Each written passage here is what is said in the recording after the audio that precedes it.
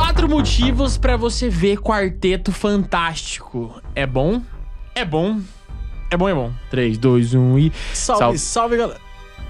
E é respirado pra falar, não respira pra falar, mas... Eu achei que eu falei... Pega o ar, pega o ar pra falar, pô. 3, 2, 1 e...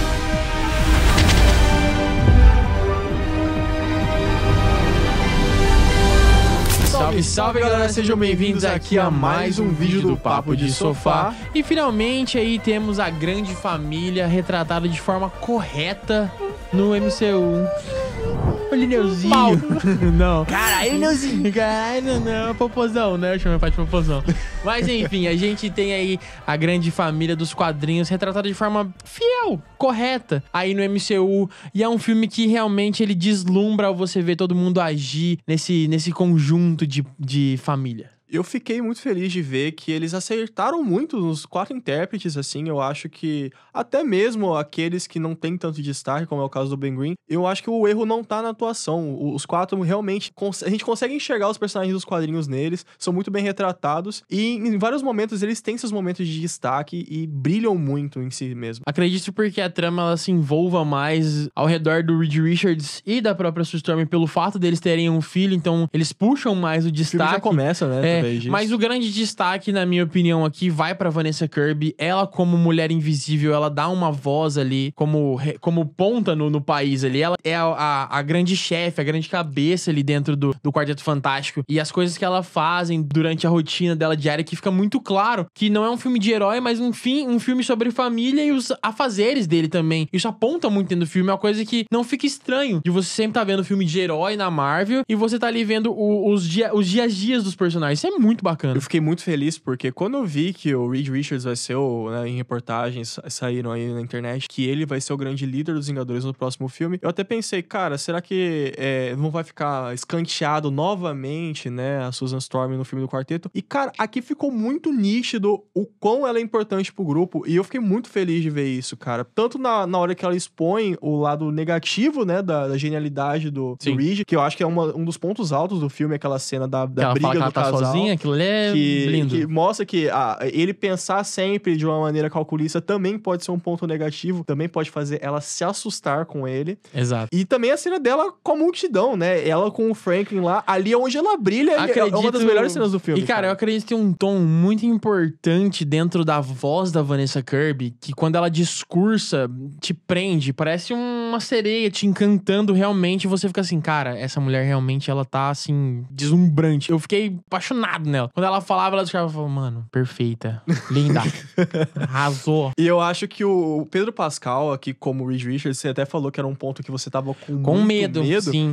Eu senti que eles deram um ar de preocupação nele a todo momento, talvez por ser uma mente genial, ele tá sempre muito preocupado com várias coisas. Isso é uma característica muito bem presente aqui no personagem, e quando começaram a mostrar o lado negativo dele também, além da parte ególatra, também tá sempre julgando riscos e às vezes não calculando também a parte realmente subjetiva disso, né, dessas atitudes. Eu acho que o Pedro Pascal tem um destaque muito grande, parece que ele entendeu o personagem ele entrega muito bem, e eu percebi também o porquê que a Marvel escalou ele. Até falei com você, né, cara, eu acho que se colocasse qualquer outro ator fazendo aquele tipo de personagem, talvez a gente tivesse uma antipatia muito grande pelo personagem, mas talvez eu acho que o Pedro Pascal é tão carismático que apesar disso, a gente ainda gosta do personagem. Eu acho bacana também que eles não excluem o peso da decisão dele de chamar todo mundo pro espaço, né? De ter transformado a vida de todo mundo. Eles acertam um tom em mostrar que, apesar dele tá sugerindo aquilo, ele também tem um pesar naquilo, né? Ele tem esse pesar nas decisões a tomar também, sabe? Então, tudo que aconteceu em quartetos passados, que é mostrado muito explicitamente, eles excluem aqui, mas eles deixam todo esse contexto de background nas falas do Reed Richards. Eu acho que eu até falei com você em uma outra conversa que a gente teve antes de ver o filme, que os quartetos antigos, o Reed Richards, tanto do Miles Teller quanto do Ioan Gruffudd, eles passam pra mim uma sensação meio, tipo, de ser o nerdola besta, tá ligado? O nerdola bobo. E aqui não, cara. A gente vê ele como aquele gênio, a gente vê ele de uma maneira ególatra e também vê esse pai preocupado a todo momento. Eu acho que é a grande característica literalmente a figura paterna tá inserida, né? Dentro desse contexto do filme. Então, assim, ele é pai não somente no contexto de família, por ser a grande família dos quadrinhos, mas sim, ele realmente é pai de uma criança agora, de verdade. Então, tem todo esse lado do Reed Richards também. Só que um grande ponto pra mim que pode ter ficado meio de lado é a própria melancolia do Ben Green, do coisa. Isso é apontado, mas bem sutil. É mais um subtexto, né? Porque, ele tipo, olhando pros vídeos antigos. Não, mas não somente isso também, porque um grande ponto do próprio coisa é o fato dele querer alguém acompanhar a vida com ele, né? Então, assim, e quando eles colocam a personagem lá da escola... A Natasha Lyonne, né? Não lembro se fala o nome da personagem aqui. Rachel, eu acho. Não lembro agora. Eu Rachel, acho que eles até cortaram alguma coisa desse núcleo, porque eu senti que faltou ali ainda, que ficou meio inacabado. Uma chaminha, um rolezinho assim, né? A gente vê a insegurança, né, do Ben em chegar pra conversar com ela, você vê que ele tem essas Quando ele barreiras, repete a frase que ele fala, tipo assim, que quando você vai conhecer uma mina, você fala assim, pô, eu gosto de colher. Cara, eu gosto de colher, por que eu falei isso, né? E você sente isso até no tom que ele brinca com o Johnny na hora da questão da relação dele com a Shalabal. Mas eu acredito que isso ficou bem fiel, inclusive, o bate-bola do Johnny. Mas é que tá, eu acho que nas falas dele, nas piadas que ele faz com o Johnny, você sente também a melancolia dele de não conseguir, né? Às vezes a inveja de não poder ter essa... Eu senti isso também. E eu acho que o Ibn Mosbakrak fez um bom trabalho, mas eu vejo que o roteiro muitas vezes não deu destaque pro coisa brilhar, entendeu? Mas aí eu acho que é o momento que se passa a trama, entendeu? Como a gente falou no começo. É uma trama que ela envolve muito mais o Reed Richards e a Sue Storm, então não tinha tanto espaço pro coisa, tá ligado? Eles ficaram brincando ali um pouquinho, que ficou bacana a parte do Slobber tá na hora do pau, né? Que a gente tá na hora do pau, então eles... O personagem, ele mantém aquele... Diretor, não fique cortando isso, por favor. O personagem, a gente vê que ele consegue permear bastante em relação aos tons cômicos mesmo. Ele é muito engraçado, ele é muito divertido. Você sente aquela melancolia, mas ele fica mais escanteado em relação aos outros, principalmente na história. E por fim, o quarto membro a gente precisa falar, que acredito que é uma parte que a mídia meio que tentou causar um caos ali antes da estreia do filme, onde eles falavam que o Johnny Storm ia ser alterado. E muita gente falava... Eu acho que nem foi uma questão de causar caos, mas que o personagem, ele é muito mulherengo, ele é muito piadista nos quadrinhos, e falaram que ele não seria bem assim dessa nesse forma, filme, né? Tipo assim, só que, cara, ele realmente não é, sabe? Ele realmente não é esse personagem que só pensa em mulher, né? Eu acho que ele é realmente o mais leve, né, dos quatro, ele é brincalhão, tem esse tom mais leve, ele diz muito que ele é mulherengo, mas a gente não vê tanto isso na postura dele, né? É assim, ele fica sempre implícito, da mesma forma como é com os dois personagens que não são o centro dessa trama. Johnny gosta de mulher, Johnny isso. Mas eles destacam muito bem a brincadeira entre ele e o Coisa, que é um ponto muito forte dentro dos dois. Eles têm muita química, os quatro personagens. Aqui a gente sente que eles são uma família mesmo. E o Tosh, mano, eles têm muita química também nas brincadeiras entre os dois, né? Então, assim, essa parte do próprio Tosh Humana, ter esse personagem ainda, você vê que ele é assim, mas você também percebe que ele é muito mais responsável e muito mais maduro nesse tempo do arco aqui já, nessa parte da história do Quarteto Fantástico. Me surpreendeu muito. Eu gostei muito do que eles fizeram com ele, porque a gente sempre pensa ele como alívio cômico, como o cara mulherengo, e o cara pra ser com poder destrutivo, né? A supernova. Mas ele surpreende em outros aspectos. Exato, num aspecto que você não pensa que ele pode surpreender, porque já tem um cara que vai fazer desse aspecto. Então, eles colocam o Tocha Humana pra tirar um peso das costas do Reed Richards, né? Como realmente um tio preocupado, inclusive, né? Mas eles colocam o Tocha Humana pra tirar o peso do Reed Richards, onde ele descobre, ele tem ali uns enigmas sobre alguns discos que tá recebendo de alguns dias, de algumas mensagens intergalácticas. Então, assim... descobre depois que é Gizenla, né? Que é o planeta do surfista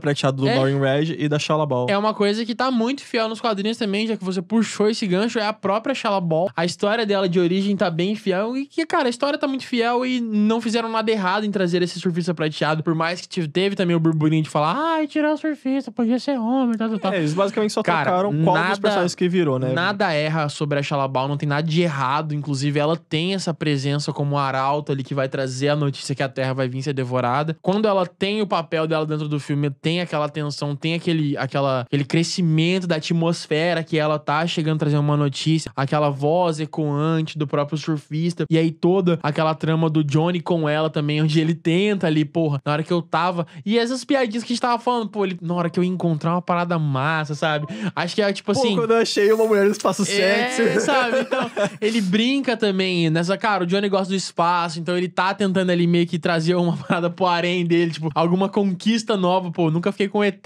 antes, tá ligado? Então, como é que seria? Então também tem isso brincando junto com a Shalla-Bal, que torna mais o Tocha Humana esse cara dos quadrinhos também mulherengo, né, cara? E uma parada que eu tinha receio é porque geralmente nos quadrinhos do quarteto, né, a gente vê o surfista debandando e ele ajudando, né, o quarteto a combater o Galactus. E eu falei, cara, é uma personagem muito poderosa, né? O surfista é um personagem muito poderoso. Eu achei que isso poderia acabar ofuscando o quarteto. Mas aqui eles fizeram de uma maneira muito interessante de escantear ela da batalha final até o momento que fosse necessário. Exato. Então a gente tem um destaque muito grande pro quarteto também. Sim. Eu achei muito legal que o Reed Richards, apesar de ser um homem borracha, nos quadrinhos a gente vê que ele ganha muito no intelecto. E tem uma cena de ação muito legal dele, ele usando, né, onde o Galactus acopla, né, as fontes de energia pra receber o magma, né, o núcleo dos planetas pra se alimentar, ele usando aquilo meio que pra enfraquecer o Galactus. Aí você vê, caraca, ele usa a inteligência dele pra combater, tá ligado? Maneiro transforma aquilo isso. Com uma alavanca pra carregar a energia. Sim, pra ele perder força. Foda porque, cara, é uma personagem muito poderosa. Eu falei, não, isso vai facilitar a batalha final. E em nenhum momento isso foi usado como artifício pra facilitar. E, cara,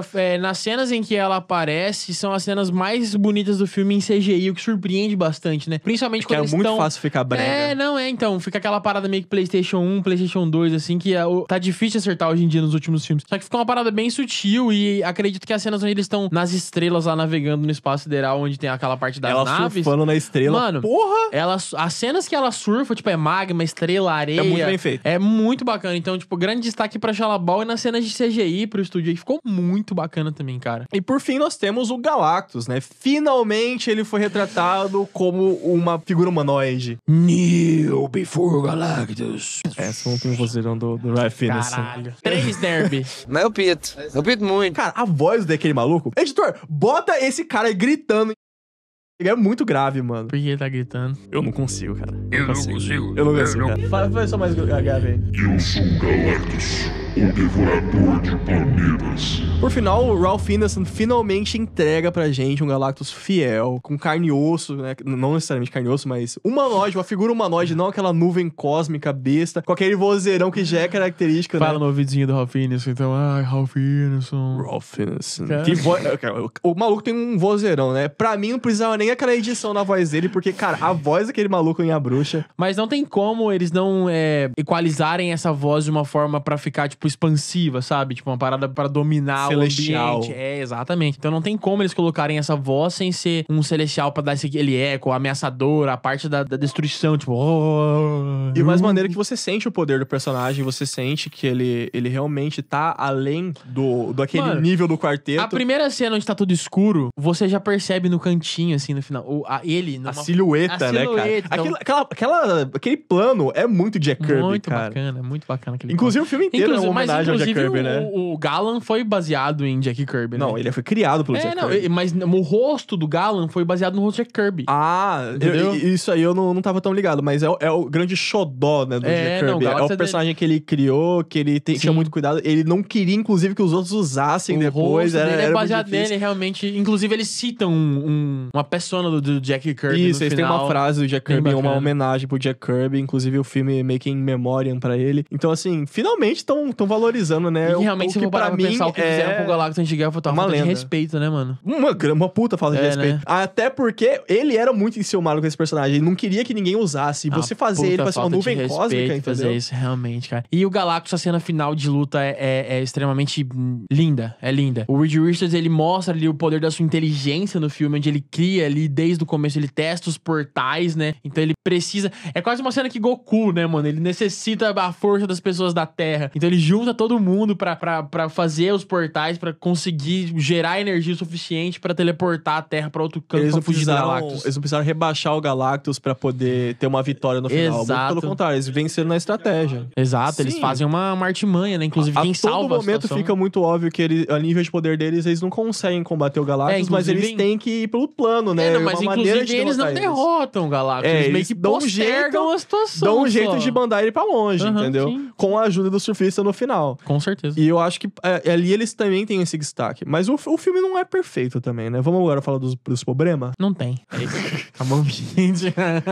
Eu acho que ali no início, né, o filme fica um pouco corrido na hora de introduzir o quarteto. Você sente... Cara, é que na verdade, eu acho que teve os cortes, como a gente tinha comentado, né, da parte do Ben Green e tudo mais. Até quando você olha pelos trailers, né, você vê até alguns momentos que eles encurtaram a cena, eles aceleraram Mano, um na pouco minha as opinião, coisas. os trailers, tudo que mostra nos trailers é os primeiros 15 minutos de filme. Então, assim, nada mesmo, sabe? Teve uma outra coisa, assim, mais pra frente, mas a grande maior parte foi bem no início do filme. Alguns dos vilões, eles foram cortados, como O John Malkovich, Malkovich, o fantasma vermelho. Então ele foi trocado ali, ele foi tirado, inclusive, do filme. Então, assim, realmente você sente que o filme no começo, ele tem uns picotes. Ele é muito acelerado. Até porque eles não queriam forçar uma história de origem. Não, mas assim, eu acho que, assim, como eles fizeram o filme ser muito acelerado no início, eles poderiam ter usado isso pra desenvolver outras coisas, né? Tanto na relação familiar deles, que é muito bem desenvolvido no filme, mas assim, dá vontade de ver mais. Assim como também dando um pouco mais de destaque, por exemplo, com coisa que ele não tem tanto protagonismo como os outros três. Aquela brincadeira, tipo assim, pô, é tão bom, pena que é pouco. Mas realmente o pena que é pouco, ele não é uma brincadeira. O pouco aqui faz falta, na verdade. E uma coisa que eu acho que não me incomodou, tá? Eu gostei disso no filme, mas eu acho que pode incomodar o grande público, é que é um filme com pouca cena de ação, né? A gente tem muito mais o foco ali nos personagens. Disso às vezes. Eu acho que tem mais aquela cena em Tar 2 e da estrela de Newton, né? Aquela mesma perseguição ali, culminando no parto, né? É uma cena de ação com parto, tá? Acostumem-se. E a cena final, mas fora isso, a gente não tem realmente uma cena de ação, né? São muito boas as cenas, mas tem poucas. Mas acho o filme, ele trata muito público. bem o enredo, né, cara? A trama sobre família, sobre o pesar das escolhas ali do Reed, da Sue, o Franklin em não deixar ele ser ali a presa do Galactus. Então, tipo, essa dúvida. A própria parte em que o Reed só diz, na verdade, pô, é uma opção disponível, entregar o nosso filho. Então, tipo assim, isso é uma coisa muito bacana em que não foca somente na ação e é uma coisa difícil da Marvel deslumbrar em não querer só ficar mostrando poder ou querer ficar mostrando batalha, entendeu? Então, o mais importante é a família, isso eles entregam. Então, eles entregam muito bem, sabe? Então, assim, essa é uma parte muito importante no filme que pode ser que seja pra algumas pessoas, eu queria ver o Tocha Humano usar poder. Eu queria ver... Ele usa. Mas tem pode ali, ser que tenha essas pessoas que possam tem coisas mais importantes do que ter isso pra mostrar. negativamente o filme. Não, sim. Eu acredito que eles entregam muito bem dentro dessa situação toda. É um ótimo filme, cara. É um filme que a Marvel acertou ultimamente. Eles estão... pra mim é o melhor filme desde Ultimato. De certa assim. forma, encaminhados ali nos trilhos novamente.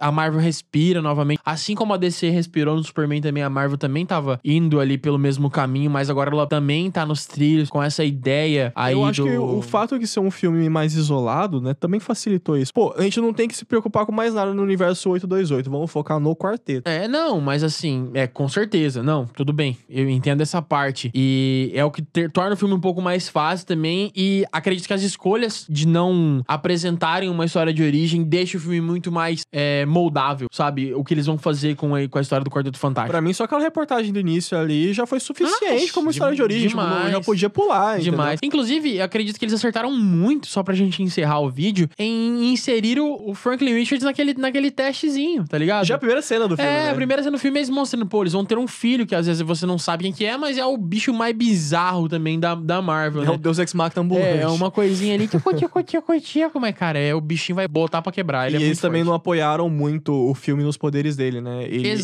só vai revelar os poderes dele mesmo depois que o Galactus já tá derrotado. Eu fiquei esperando alguma coisa dele, tipo assim, revelar alguma coisa, ou mostrar alguma coisa que ele faz, alguma alteração de realidade, alguma coisa assim, mexer com alguma coisa, brincar, ou tentar fazer aquela coisa... O Galactus até falou que ele tava usando os poderes que ele tava escondendo, né? Usando os poderes mas uma situação de, tipo assim, pra ficar chanchado, mas eles não apoiam nisso. Então é muito bacana. E por fim, pra gente encerrar, a Vanessa Kirby rouba muito. Só por final aqui, realmente usar o poder bélico, não o Tocha Humana, e sim a Mulher Invisível naquela cena de final de batalha, onde ela realmente domina o Galactus. A grande demonstração de poder fica com ela. Bizarro demais. Não é aquela bolinha de força onde ela sangra, não. Ela realmente é o sacrifício de uma mãe pra proteger o seu próprio filho. Isso é bizarro demais. O poder dela, né? A estética do poder dela ser relacionado com a luz aqui fica muito maneiro, né? Não fica aquele campo de força meio preguiçoso dos últimos filmes, né? Fica realmente uma estética muito maneira. Sim. E por fim, a cereja no bolo. O pós-crédito, que né? é o pós-créditos, onde 4 anos se passam. A gente vê Vanessa Kirby como sua Stormy, contando uma história pro seu filho. Um dia vai mais velho buscar agora, né? outro livro ali pra ler e ela só sente uma presença. E aí a gente pode falar, é um low budget, porque não quiseram gastar o dinheiro. Não quiseram botar o rosto do homem, mas a ele cena de tá costa é o próprio Franklin Richards fazendo carinho no rosto de ninguém mais, ninguém menos que Victor Von Doom. Aquela preparação pra Doomsday que deixa você assim, Não foi só o Galactus que foi atrás do menino. Eu vou ter o que eu tive lá em Ultimato novamente e tá chegando perto. Cara, eu achei muito maneiro que, assim, a gente tá falando de farmar aura. A gente fala de farmar aura. A cena pós-créditos tem uma aura a ponto dela, inclusive, já acionar o campo de força na mão dela, já meio que armar a porrada antes de ver o que tá na frente Cara, eu dela. acredito que essa aura, ela farma muito mais pra quem tá assistindo do que dentro do filme. Porque é aquela aura de, tipo assim, eu acabei de falar, Ultimato novamente tá chegando. Aí, aquele feeling de você tá no cinema e você ter aquela emoção de... Sabe quando o Thor pegou... O Capitão América pega o martelo do Thor, todo mundo grita no cinema? Então a gente tá encaminhando finalmente pra uma coisa assim, sabe? Em meio a erros, a gente tá encaminhando pra uma coisa que todo mundo vai ficar feliz em ver no cinema novamente. E vai acontecer aquela mesma coisa, todo mundo vai esperar novamente Doomsday. Mas é isso, galera. A gente vai chegando por aqui. Esse foi o nosso vídeo sobre Quarteto Fantástico Primeiros Passos. Deixe seu like se você gostou desse vídeo. Compartilha com alguém também. Não se esquece de comentar aí qual foi a cena preferida do filme, porque aqui todos os papos sofá. Quantos sofazinhos a gente vai dar pra esse filme? Quantos sofazinhos? Eu dou 4 sofás de 5. 4 sofás de 5? E você, diretor? O 8,5 de 10. Quantos, diretor? Quantos sofazinhos? 8,5 de 10? 8,5 de 10. Também acredito que é um sólido 8,5 de 10. Um pouquinho mais de lapidação ali no início. A Sip of Garlic ali no início, eu acho que daria um grau pra chegar no 9. Também acredito. Então é isso, meus queridos. Vamos ficando por aqui. Vamos deixando um grande abraço e... Falou!